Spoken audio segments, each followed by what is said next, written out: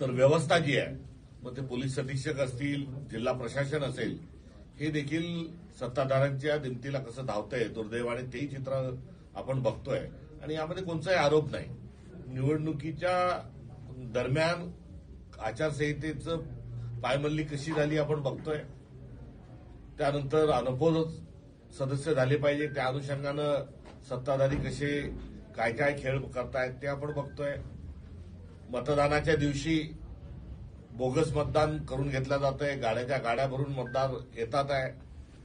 त्या मतदारांना ओळखपत्र मागत असताना ते पळतात आहे, पुढे बोगस मतदार पळतोय, मागून पोलीस पळतात आहेत, तेही चित्र आपण बघितलंय.